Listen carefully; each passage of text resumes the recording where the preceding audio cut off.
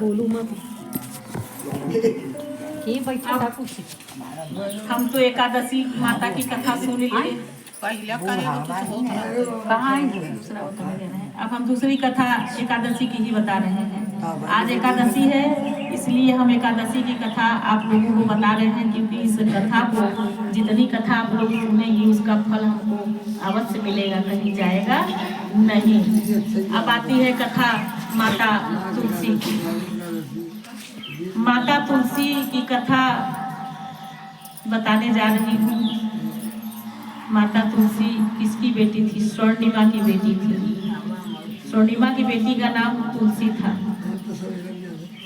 वो शुरू से छोटेपन से ही पूजा पाठ करती थी, क्योंकि भगवान हरि का कथा सुनने के बाद तुलसी का कथा अवश्य सुनना चाहिए। तो बहुत पूजा करती थी, पाठ करती थी। किस लिए? वो भगवान हरि को पाने के लिए पूजा करती थी कि हमको भगवान नारायण ही मिले, हमारी शादी हो तो नारायण से ही हो।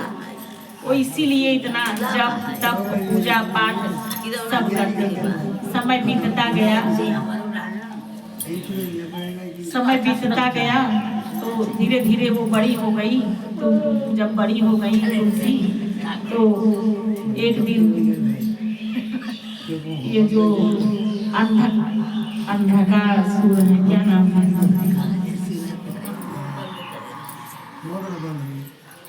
आप के बात मत काने में आप कौन को तो मन भटक मन भटक तुरंत नहीं है हमें, तो हम जहाँ से हमें सब याद बा।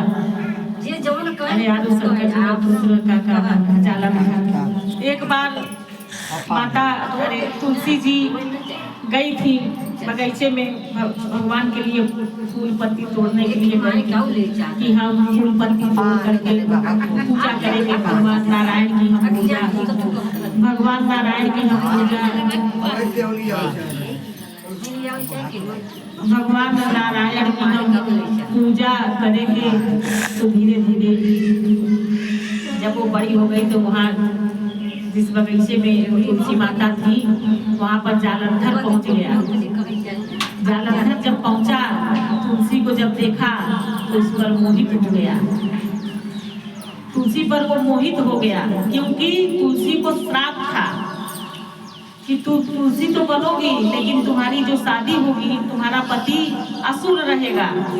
जालंधर एक असुर ही तो था, लेकिन उसके अंदर दान पुण्य धर्म ये सब था। भले ही असुर प्रवृत्ति का था वो, लेकिन दान धर्म करने का उसको बहुत ज्ञान था, वो एक करता था। तो जब वो देखा तुलसी को तो उस पर मोहित हो गया कि इतनी सुंदर है, हम जो है इसी से शादी करेंगे। अब किया, शादी किया तुलसी से। जालंधर शादी करके ले गया, शादी करके ले गया। इसके बाद वो अपना सब जगह कब्जा कर लिया था, देवताओं पर भी। देवताओं को कुछ मतलब हिम्मत नहीं था कि हम कुछ अपने से कर सके, क्योंकि सबको बस में कर लिया था। क्यों? क्योंकि वो तो एक भक्त था ही, और दूसरी तुलसी पतिव्रता नारी थी। तो उसके तेज से, उस तुलसी की तेज से जो पतिव्रता स्त्री थी, छोटेपन से पूजा कर रही थी, उसकी तेज से ही जालंधर की मृत्यु नहीं हो सकती थी। जालंधर को कोई मार नहीं सकता। जालंधर मतलब उसका पति, उनका तुलसी जी का। तो अब भगवान लोग तो परेशान हैं कि ये जब तक रहेगा तो हम लोग परेशान रहेंगे। ये तो पूरा अपना राजपाट लेकर के हम लोगों को निकाल देना चाहता है। देवता लोग आपस में बात करने लगे, तो भगवान शिव और भगवान हरि दोनों लोग आपस में बात किए। सारे देवतागण भी आ गए कि अब कुछ उपाय तो करना होगा। इसके पति को, जालंधर को कोई नहीं मार सकता। भगवान शिव भगवान हरि से बोले इसके पति को कोई नहीं मार सकता, तुलसी के पति को। तो बोले तब, बोले इसलिए नहीं मार सकता क्योंकि तुलसी एकदम पतिव्रता है, सती है वो। अगर कोई मारेगा तो उसको लगेगा नहीं। तो ये लोग आजमा के देखे, बानों पे बान सब कुछ छोड़ रहे हैं, लेकिन उसको कोई फर्क पड़ने वाला जालंधर को नहीं है। जालंधर जानता था कि हमें कोई नहीं मार सकता जब तक तुलसी मेरे साथ है। तब भगवान शिव देवाधिदेव महादेव हरि जी से बोले कि अब तो कुछ उपाय करिए, इसको आप ही मार सकते हैं। तो भगवान बोले कैसे, ऐसे कैसे होगा? भगवान शिव बोले कि तुमको कुछ उपाय करना होगा भाई, आप कुछ उपाय करिए, बाकी मार तो मैं दूंगा, लेकिन उपाय आपको करना है। तुमको छल, इसको जालंधर को छल से मारना पड़ेगा। अब भगवान बड़ा सोच में पड़ गए कि क्या हम छल करें। तो भगवान हरि छल किए, भगवान को करना पड़ा छल। भगवान हरि छल किए, क्या क्या छल किए? तुलसी के साथ वो जालंधर का रूप पकड़ के माता तुलसी के पास पहुंच गए। और माता तुलसी जानती थी कि मेरा पति युद्ध में गया है देवताओं से युद्ध करने। और जब भगवान हरि जालंधर का रूप पकड़ के माता तुलसी के पास पहुंचे तो तुलसी नहीं समझ पाई और वो जान गई कि हमारे पति युद्ध जीत करके आ गए। बोले आप आ गए युद्ध जीत के? बोले हाँ। भगवान बोले हाँ।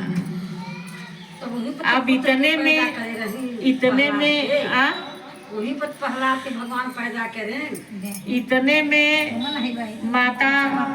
इतने में माता दौड़ करके आई। यही छल है, देखिए भगवान हरि छल किए हैं, पकड़ ली। जब पत्नी पर पुरुष गमन कर लेती है तो पुरुष अबया हो जाता है, पुरुष कमजोर हो जाता है, पुरुष की आयु घटने लगती है उसके पति का। तो वही छल किया गया था। जब तुलसी दौड़ करके पकड़ ली जालंधर समझ करके मेरा पति है, उसी समय वहाँ भगवान देवाधिदेव महादेव जालंधर का वध कर दिए। जालंधर मारा गया उसी समय। जिस समय पकड़ी तुरंत वहाँ जालंधर की मृत्यु हो रही है। अगर नहीं पकड़ी होती तो जालंधर को कोई नहीं मार सकता था, स्वयं भगवान महादेव भी नहीं मार सकते थे, क्योंकि सती का कोई कुछ नहीं बिगाड़ सकता। वो सती थी, एक पतिव्रता नारी थी। तब वहाँ पर उनको भगवान शिव मार दिए जालंधर को।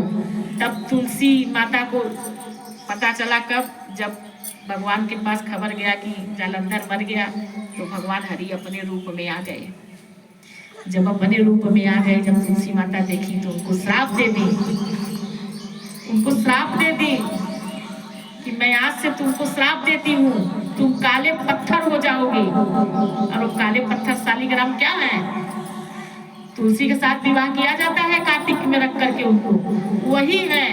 ये तुलसी की श्राप है, लेकिन उनके साथ ही भगवान वचनबद्ध हुए।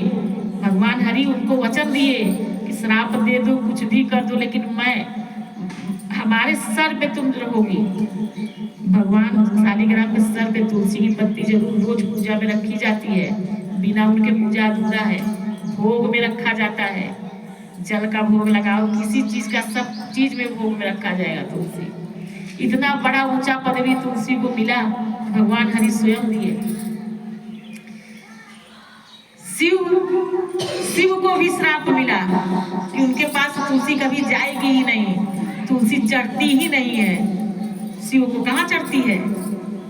क्योंकि वो जालंधर को मारे थे, इसीलिए तुलसी माता श्राप उनको भी दी थी। इसीलिए उनको कभी तुलसी उनके पास, शिव के पास नहीं जाती तुलसी। तो ये थी माता तुलसी की कथा। आज एकादशी पर हम दो कथाएं आप लोगों को बताएं, एक भगवान हरि और एक माता तुलसी की। इतना ही से तो आप लोगों को इतना बड़ा पुण्य प्राप्त हुआ होगा, भगवान ही जाने। बाबा की कृपा सबके ऊपर बनी है, भगवान अपनी कृपा सबके ऊपर बनाए रहे। और कथा ऐसी चीज होती है कि जहाँ भी कथा हो, आदमी को मौन होकर के कथा का रसपान करना चाहिए, वही फल हमको मिलता है। हम जब आपस में बात करेंगे, बात करने के लिए हम किसी के घर में चले जाएं, कभी समय निकाल के घंटे 2 घंटे बात कर लें, लेकिन मंदिर में अगर कथा चल रहा है तो कथा का रसपान बहुत ध्यान से करना चाहिए। क्योंकि 2 घंटे कथा चलती है, 2 घंटे हम भला वो कुछ तो नाम ले लें भगवान का, क्योंकि मन तो मेरा वैसे ही घर में इधर उधर भटकता है, ये करो वो करो वो करो, हजारों काम रहता है। मंदिर में रहेंगे तो मंदिर में थोड़ा सा मेरा ध्यान प्रभु की तरफ रहेगा, प्रभु के ध्यान में हम रहेंगे। इसीलिए कहा जाता है कि भाई मंदिर जाओ, थोड़ा कथा सुनो, पूजा करो, पाठ करो, उससे भी हमारा कर्म फल है बनता है, बिगड़ता नहीं है। मन का क्या है, मन तो हमारा बहुत खराब रहता है, मन तो बहुत चंचल है। जैसे माता लक्ष्मी का मन है, लक्ष्मी बहुत चंचल है, माता लक्ष्मी चंचल बहुत है, एक जगह स्थिर नहीं रहती। वैसे ही मेरा मन है, मेरा मन भी बहुत चंचल है। मेरा मन भी ठीक माता लक्ष्मी की तरह चंचल होता है। मन लोभी मन लालची, मन चंचल मन चोर, मन के मत चलिए नहीं, पलक पलक मन ओर। मन का कभी नहीं करना चाहिए। मन बड़ा चंचल है, जैसे लक्ष्मी चंचल है।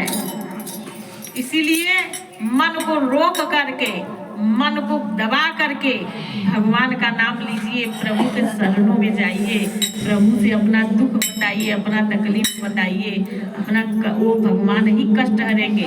किसी का दुख कोई हरता नहीं है, सिर्फ भगवान के अलावा।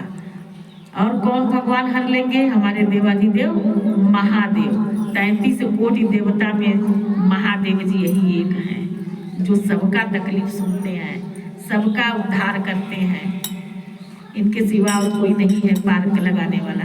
ये पार लगा देते हैं क्योंकि ये बहुत दयालु हैं, इसीलिए इनका नाम पड़ा है देवों के देव महादेव।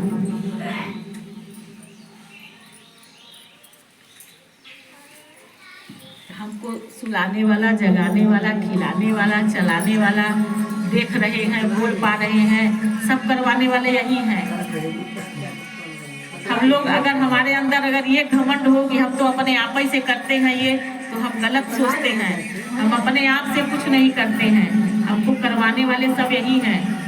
क्या पता अभी आंखें मुड़वा दें, अभी अंधा ही बना दें, अभी गूंगा ही बनवा दें। इसीलिए भगवान हमको ये दृष्टि दिए हैं अच्छा देखने के लिए, ये दिमाग हमको दिए हैं अच्छा सोच रखने के लिए, ये हमको आज जबान में जो जिह्वा दिए हैं ना अच्छा बोलने के लिए, भगवान का नाम लेने के लिए। हमें इस मनुष्य योनि में इसीलिए भेजा गया है कि हम कुछ अच्छा कार्य करके जाएं भगवान के पास। क्या बताएंगे हम भगवान को? हम पाप कर्म करके आए हैं, हम मर्डर करके आए हैं, हम कभी पूजा पाठ किए ही नहीं। हम करके जाएंगे तो शान से कहेंगे प्रभु हम तो आपको चरणों में ही थे, हम to आपकी ही सेवा में रत थे। तो भगवान अपने पास बिठा देते हैं।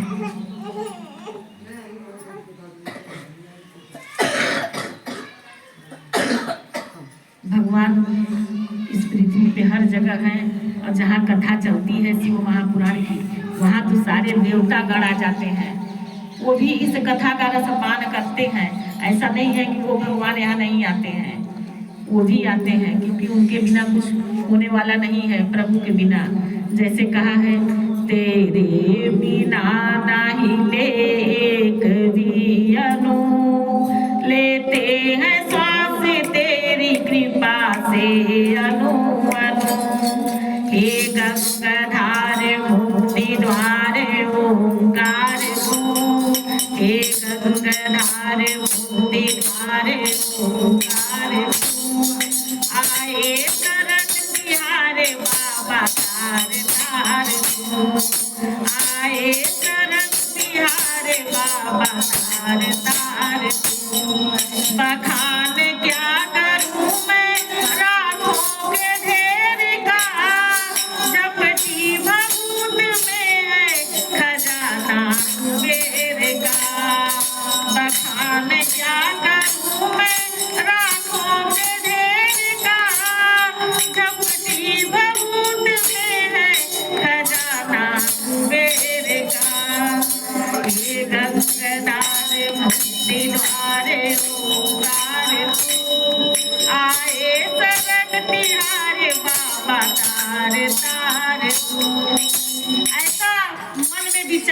और भाव रखना चाहिए और बाबा के शरण में जा करके कहना चाहिए कि बाबा मैं तो अब तेरे शरण में आ गई हूँ, अब हमारा अच्छा बुरा जो भी है बाबा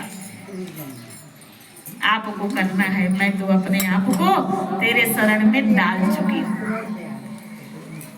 दुनिया ये सब माया जाल है, माया में फंस करके आदमी बर्बाद हो जा रहा है, न कभी भगवान का नाम ले पा रहा है ढंग से, न पूजा कर पा रहा है, परिवार में ही माया में अपने आप को खत्म कर दे रहा है। उम्र बीत जा रही है, हम कहाँ पूजा पाठ कर पा रहे हैं, लेकिन हमको करना चाहिए। हमको पूजा पाठ में हम ज़्यादा नहीं समय दें, 2 ही घंटे का दें, नहीं 2 घंटे का दें, कई घंटे का दें, लेकिन करना चाहिए। जैसे कहते हैं भगवान शिव, सारे समस्या का हल 1 लोटा जल। हम भगवान के मंदिर में सादा 1 लोटा जल ही चढ़ा दे, उसी से हमारे देवादी महादेव खुश हो जाते हैं और उनका स्मरण करते रहना चाहिए। शिव नाम जपो, शिव नाम जपो, शिव नाम बिना उद्धार नहीं, भोलेनाथ जपो, भोलेनाथ जपो, भोलेनाथ बिना उद्धार नहीं, महाकाल बिना उद्धार नहीं, महाकाल बिना उद्धार नहीं, विश्वनाथ बिना पार नहीं, विश्वनाथ बिना पार नहीं, शिव नाम जपो, शिव नाम जपो, शिव नाम बिना उद्धार नहीं, महादेव जपो, महादेव जपो, महादेव बिना भव पार नहीं, शिव बिना भव पार नहीं, शंकर के बिना उद्धार नहीं, शंकर के बिना उद्धार नहीं, भोलेनाथ जपो, भोलेनाथ जपो, भोलेनाथ बिना उद्धार नहीं। आज क्या हो रहा है, आज हम लोग अपने परिवार से परेशान हैं, मालूम सबको है, लेकिन हम बता भी दे रहे हैं। आज हमारे घर में हमारी बहुएं आई हैं, हमारे परिवार आए हैं, हमारी बहुएं आपस में घर के परिवार से ही लड़ ले रही हैं, झगड़ ले रही हैं। ऐसा कभी नहीं करना चाहिए। आज के माता पिता बहुत कष्ट में हैं, जो बुजुर्ग माताएं हैं उनसे कार्य नहीं होता। बहुएं सोचती हैं कि अरे बुढ़िया बैठ के खा रही है, बुढ़िया कुछ काम करे। ऐसा मन में विचार माता पिता के प्रति नहीं रखना चाहिए। क्यों? कहते हैं कि बेटी की डोली बाप के घर से उठती है और अर्थी ससुराल से उठती है। हर माता पिता अपने बच्चों को यही सिखाते हैं, यही चाहिए। एक माता पिता छूटते हैं तो दूसरा मिलते हैं। और रही बात थोड़ा तू मैं तो ये हर जगह होता है। इसका ये मतलब नहीं होता कि बहू मुंह फुला ले, बहू मुंह फुला के अपने घर अपने मायके भाग जाए, अपने पति से लड़ाई कर ले। नहीं, पत्नी का कर्तव्य होता है कि हमारे माता पिता जिसके साथ हमारी शादी कर दिए वही हमारा देवता है, वही मेरा भगवान है। भगवान को हम बाद में पूजेंगे, पहले अपने पति को पूजें। कहा है ना, भला है बुरा है जैसा भी है, मेरा पति मेरा देवता है। भला है बुरा है जैसा भी है, मेरा पति मेरा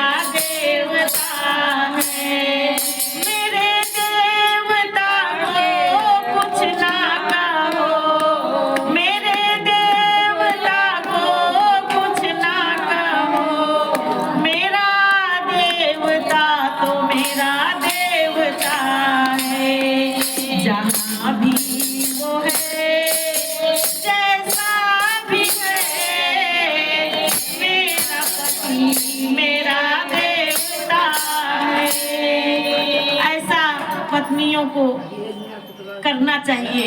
पति ऐसा नहीं है कि मार रहा है, पीट रहा है, कुछ कर रहा है।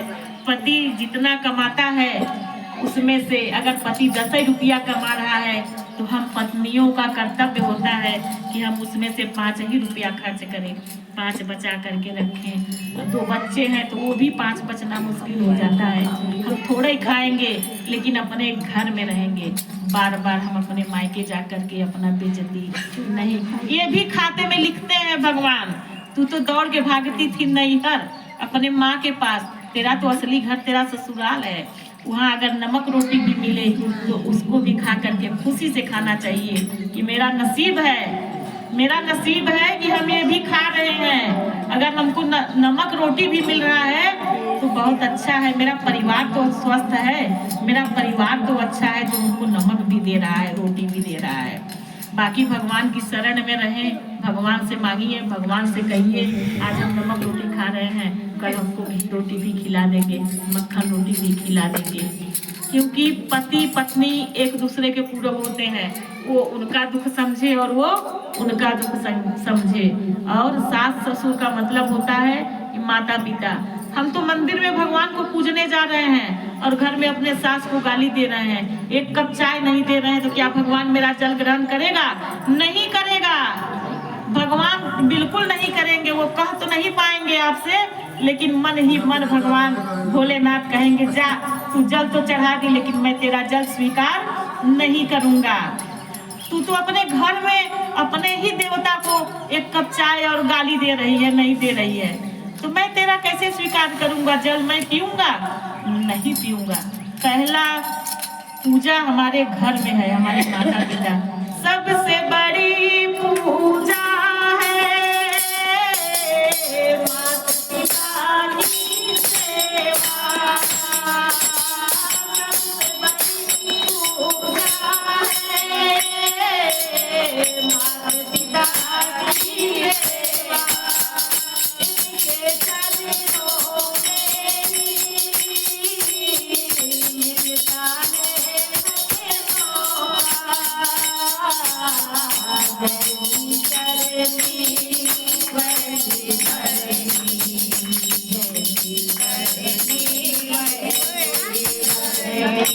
हम जैसा करनी करते हैं वैसा हमको करना पड़ता है।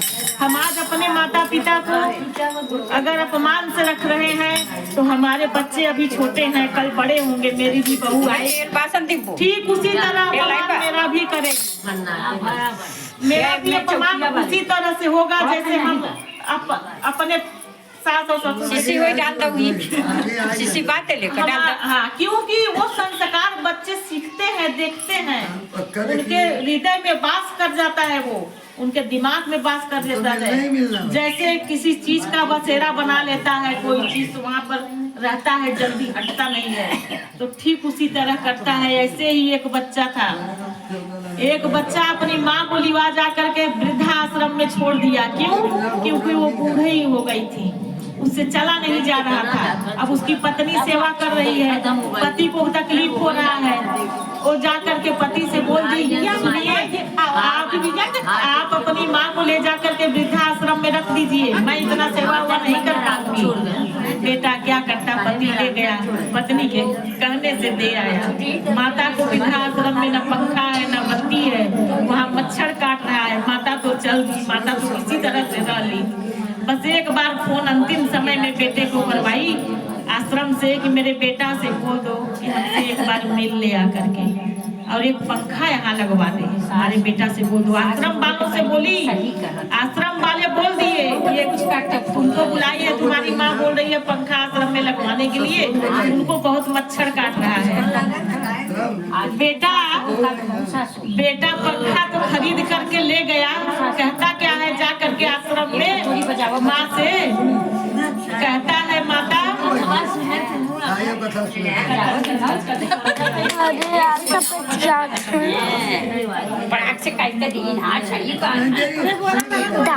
माता से जा करके कहता है, बेटा अरे माँ अब तो तू मरने वाली है, पंखा क्यों लगवा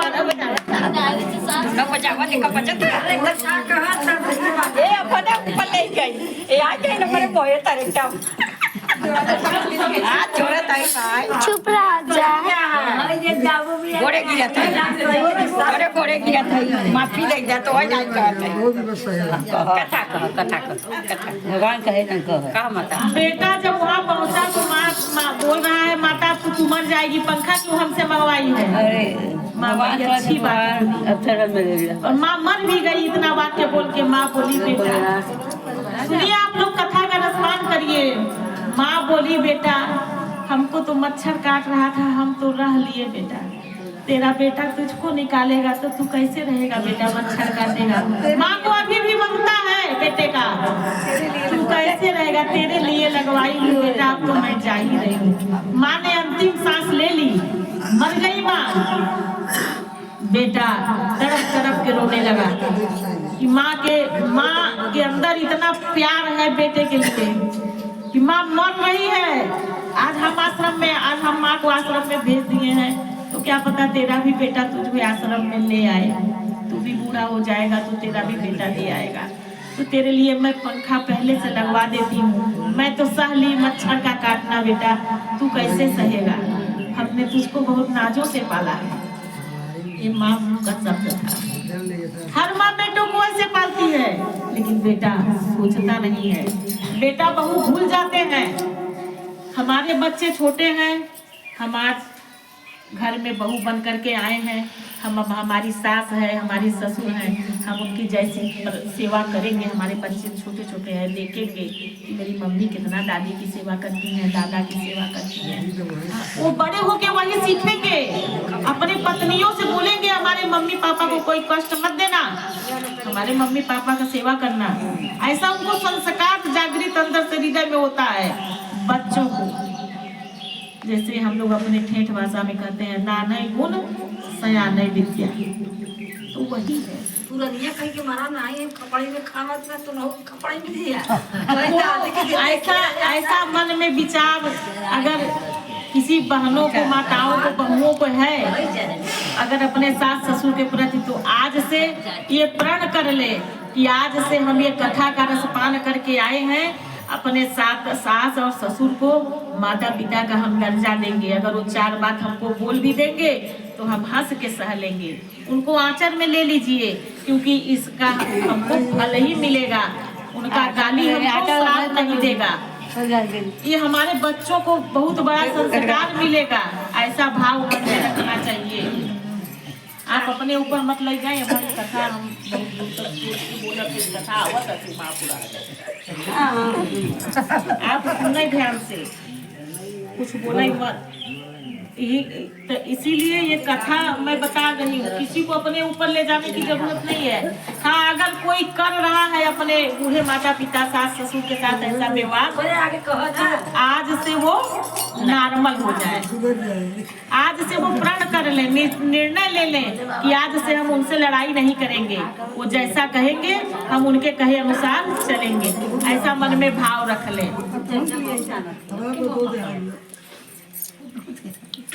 गलत नहीं बोलत है, सही बोलत तो है नहीं कहते हैं, ये नहीं कहते। है। माँ भाभी जो पकड़ा आज का भाभी है अब जमाना पकड़ा के या तो हर भाभी वो है ना विनोद कमाई का गलत बोलत है का। हम ये शांति नहीं तो हम दोनों गलत नहीं बोलते, सुनत है। हम चर्चा नहीं सुनाई आई, सुने से कहाँ के अब कहाँ बोलत है, हम कुछ बात सब है यार। अब वही नहीं कहत है। अब पाछे को बोल बतिया, हाँ, वही कहत है। पाछे को बोल बतिया। केव ध्यान से सुने से नहीं। हाँ सुन लिया, नहीं तो वही बता नहीं। ध्यान से कथा एक देखा, कथा सुनने का बहुत बड़ा फल है। अगर ये हमारे कान में जाए, दिमाग में जाए, हृदय में आए, हृदय में भगवान का वास हो, मन में जो कपट भरा बा, चर्चा न करे ठेका न मारे, जब ठेक मारे था बैठ। हम कहाँ ठीक हाँ जो द्वेष भरा बा वो सब निकल जाए। इसीलिए ये सब कथा ध्यान से सुनना चाहिए, क्योंकि कथा बार बार नहीं मिलती। और आज एकादशी के दिन आप लोगों को ये कथा जो सुनने को मिला है ना, इसका तो बहुत बड़ा ही महत्व है। इसका महत्व तो बहुत बड़ा है। हमने आज ये कथा इसीलिए बताया आप लोगों को कि आज हम ये कथा सबको बताएंगे। जाने अनजाने में हमसे आपसे बहुत सारी भूल हो जाती है, लेकिन उसका सब माफी इस कथा को जो हम बताए हैं सुनने मात्र से क्षय हो जाता है, कट जाता है। कहते हैं शिव की कथा तारा सोपान हमको सुनना चाहिए। प्रमाण हम बहुत बार ये कथा यहाँ बता दिए हैं, माताएं सुनी है, बाकी और लोग नहीं। हम थोड़ा सा बता रहे हैं संक्षेप में। जैसे बिंदु एक राजा, एक आदमी था। बिंदु बहुत ही नशेड़ी आदमी था। नशेड़ी मतलब था किसी का झपट कर छोड़कर अपना काम कर लेता था, दूसरों को मार देता था, अपने सुख के लिए अपने माता पिता तक की हत्या कर दी। उसी की पत्नी चंचुला थी।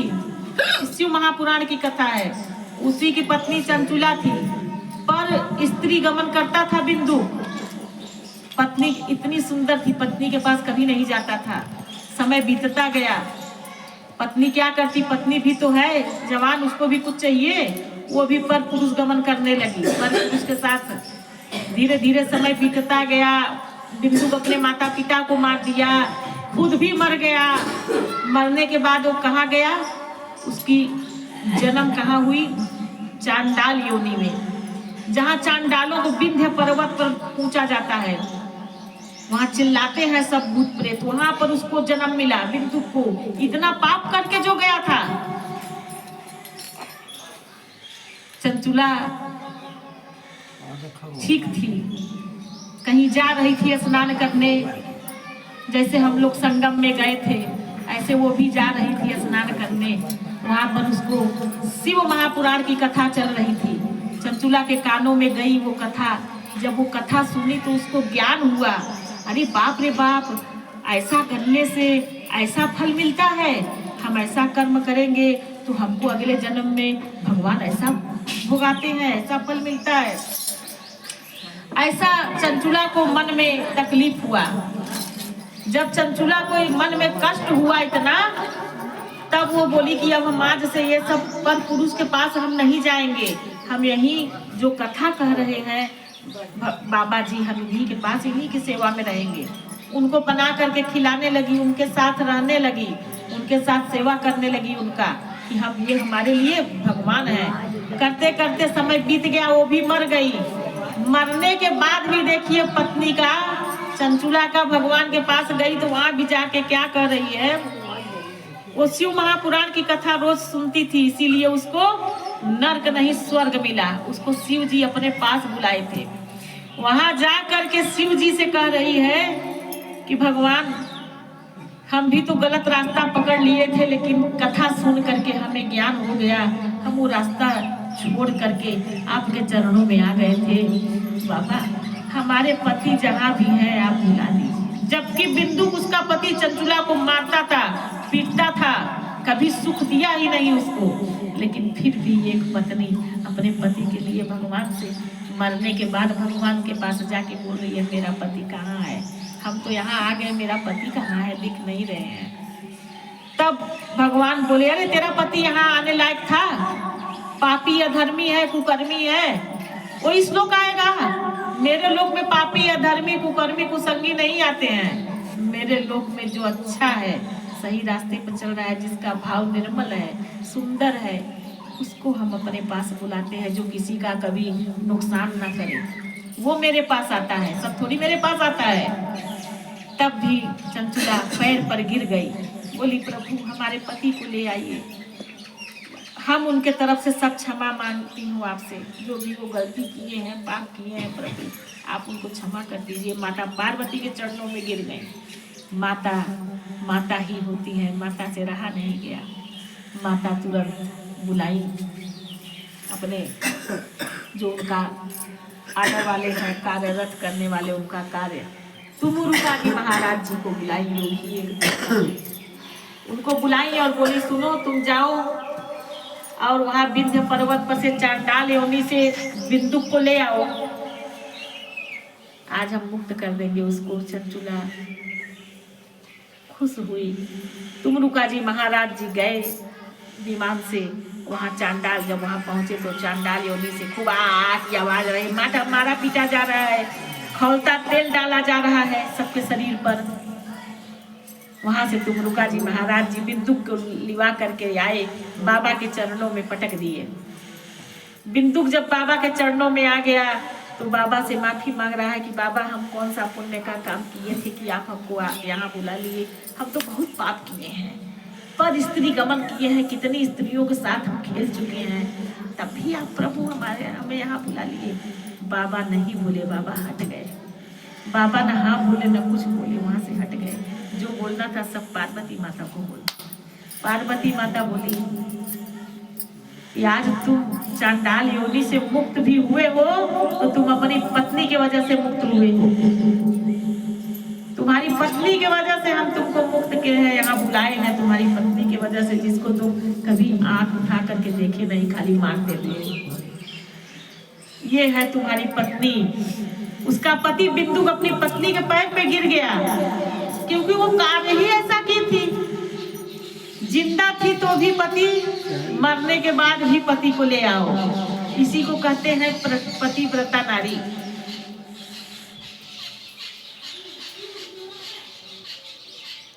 यही है कथा।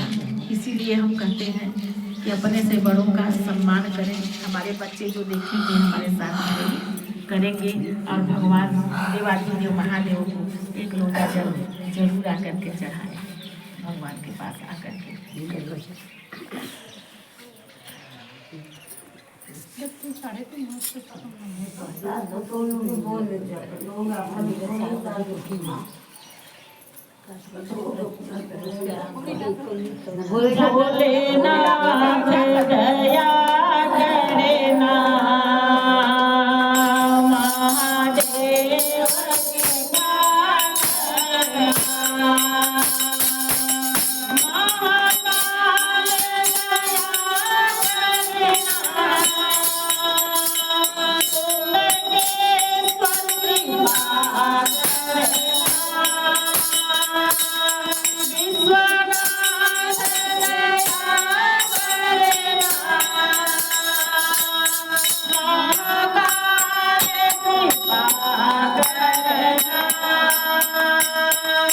भोलेनाथ दया करना, महादेव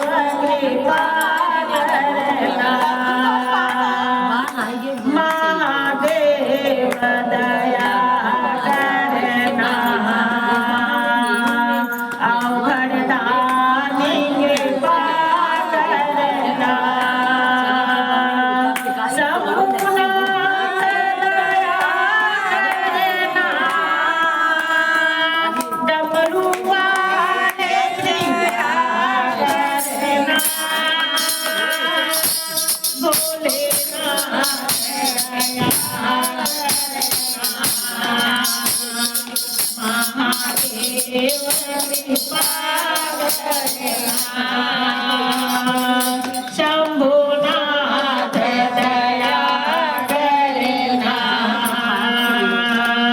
त्रिशूलधारी कृपा करना।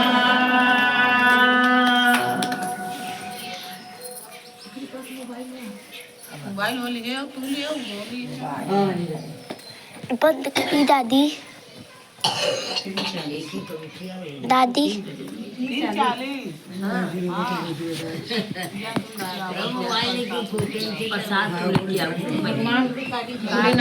देवाधिदेव महादेव की कथा में यहीं पे विराम देती हूँ।